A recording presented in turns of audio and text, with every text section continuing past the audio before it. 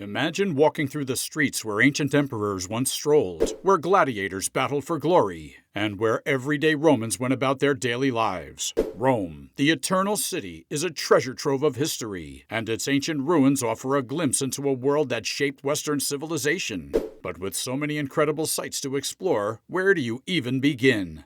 First on our list is Monte Testaccio, a truly unique Roman ruin. Imagine a hill made entirely of broken pots, millions of them. This isn't just a random pile of ancient trash. It's a carefully organized mound built from discarded amphorae, large clay pots that once held olive oil. Monte Testaccio, also called Monte dei Cacci, stands 35 meters high and covers an area of 2 hectares near the river Tiber. Why all these pots? Ancient Rome was a city with a massive appetite for olive oil. Millions of amphorae were shipped from regions like modern Spain, Libya, and Tunisia to meet the demand. Once emptied, these jars were too greasy and bulky to reuse, so they were systematically broken and piled up to create this artificial hill. The sheer volume is staggering. About 53 million amphorae held around 6 billion liters of olive oil. But Monte Testaccio wasn't a haphazard dump. It was a meticulously engineered structure with terraces and retaining walls, built by workers who carried intact amphorae up the hill and broke them in place. Lime was sprinkled over the shards to control odors, creating a stable, layered mound. Interestingly, many of these amphorae bear inscriptions called tituli picti, detailing the oil's weight, the merchants' names, and other trade details. This provides a fascinating glimpse into Rome's ancient economy and the logistics of oil distribution. Monte Testaccio later served various purposes: festivals, jousts, and even a military lookout. Its porous structure made an excellent wine cellar, and it was used for religious processions during Good Friday. Today, it's a remarkable testament to Rome's ancient ingenuity and voracious olive oil demand.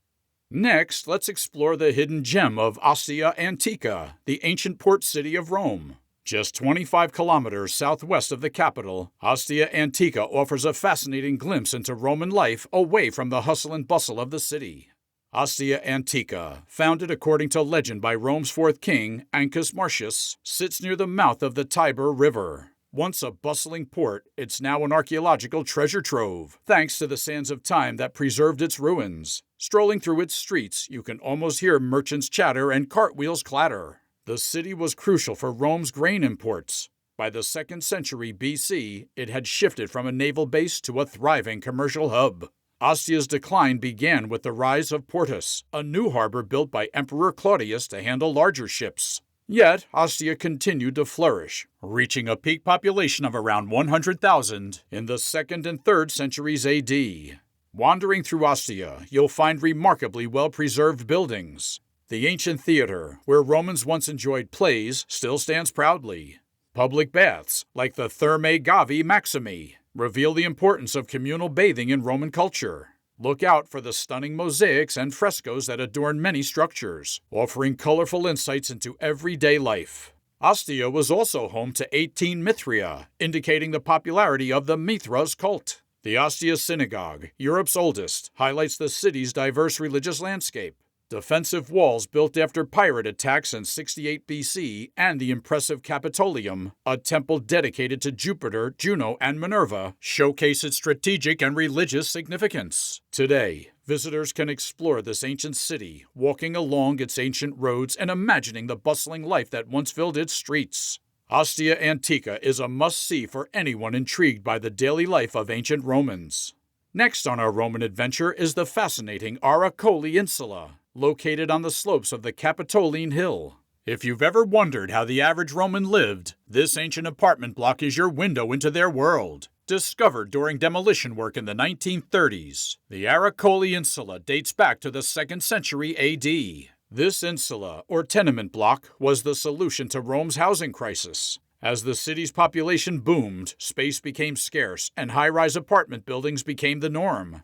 Imagine looking down from the street today and seeing the original street level, with large portico arches that once housed bustling workshops and shops. On the ground floor were the tabernae, small shops where artisans worked and lived. The shop owners lived above their shops in modest mezzanine apartments. Above the shops, the ancient 2nd floor, today's street level, was the piano nobile. This floor featured spacious, well-lit rooms that were rented to upper-class families. As you moved higher, the apartments became smaller and more cramped, housing families with fewer means. In total, about 400 people could live in this insula, making it a true vertical neighborhood. The building's remains give us a rare glimpse into the lives of ordinary Romans. You can still see some of the original 5 floors, along with a Romanesque bell tower and an arcosolium with a 14th century fresco. These were part of the Church of San Biagio de Mercato, later transformed into the Church of Santa Rita. Walking past the Aracoli Insula, you can almost hear the echoes of ancient daily life. Shopkeepers calling out their wares, children playing in the narrow alleys, and families going about their routines in their cramped apartments. It's a vivid reminder of how densely populated and vibrant ancient Rome was. Next, let's step into the Grand Theatre of Marcellus, an ancient marvel that still captivates visitors in the heart of Rome. Imagine sitting in an open-air theater, surrounded by the grandeur of ancient architecture, while enjoying performances of drama and song. That was the magic of the Theatre of Marcellus, built in the last years of the Roman Republic. Julius Caesar began clearing space for this theater, but it was Augustus who completed it in 13 BC, dedicating it to his late nephew, Marcus Claudius Marcellus. This colossal structure, 111 meters in diameter, could hold between 11,000 and 20,000 spectators, making it the largest theater in ancient Rome.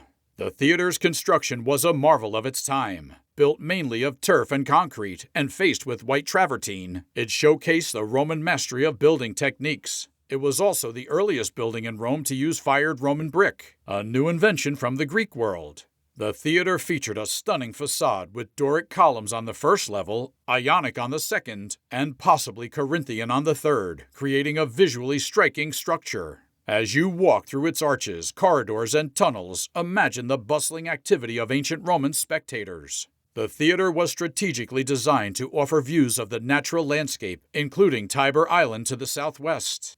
This integration of architecture and nature added to the theater's allure. The Theatre of Marcellus saw many transformations over the centuries. It fell out of use in the early 4th century and was repurposed as a fortress by the Fafo family in the Middle Ages, which ironically preserved its structure. Later, in the 16th century, the Orsini family built a residence atop its ruins, further integrating ancient and medieval architecture. Today, the upper floors house apartments and the theater's grounds host summer concerts, making it a living piece of history. The surrounding area, with the Portico de Ottavia leading to the Roman ghetto and the nearby Tiber, enriches your visit with layers of Roman history. Next on our journey is the awe-inspiring Baths of Caracalla, a magnificent example of ancient Roman luxury and engineering. These immense thermal baths, constructed between 212 and 216 AD under Emperor Caracalla, were not just for bathing. They were a hub of social, athletic, and intellectual activity. Imagine the grandeur as you walk through the entrance, a massive rectangular complex typical of imperial baths. You'd enter through 4 grand doors on the northeastern facade, leading you to a sequence of rooms: a hot caldarium, the warm tepidarium, the cold frigidarium, and the expansive natatio or swimming pool.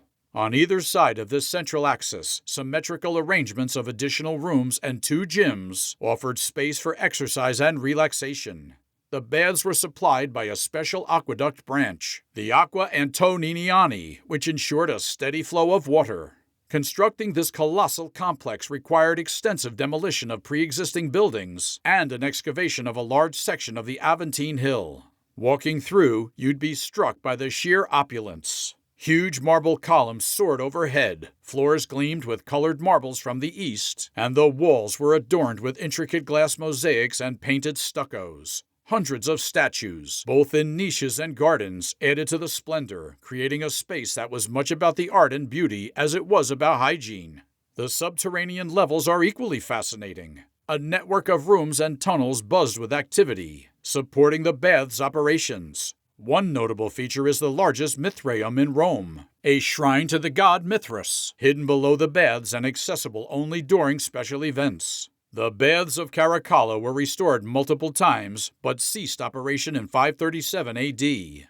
Even in ruins, they remain a testament to the grandeur and sophistication of Roman engineering and culture, offering a glimpse into the luxurious lifestyles of the ancient Romans. And finally, we ascend the legendary Palatine Hill, the birthplace of Rome itself. Imagine strolling through the heart of ancient power, where emperors like Augustus and Domitian once ruled. This hill isn't just a ruin, it's a sprawling open-air museum where you'll stumble upon the remnants of imperial palaces, temples, and luxurious villas. The Palatine Hill whispers tales of myth and history.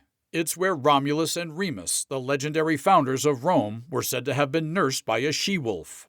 You can still explore the House of Livia, Augustus's wife, with its remarkably preserved frescoes, or wander through the ruins of the Domus Flavia, where emperors held lavish banquets. Don't miss the Farnese Gardens, a Renaissance oasis atop the hill, or the breathtaking views of the Roman Forum and Colosseum from this elevated vantage point. The Palatine Hill is a journey through time, connecting you to the very roots of Western civilization.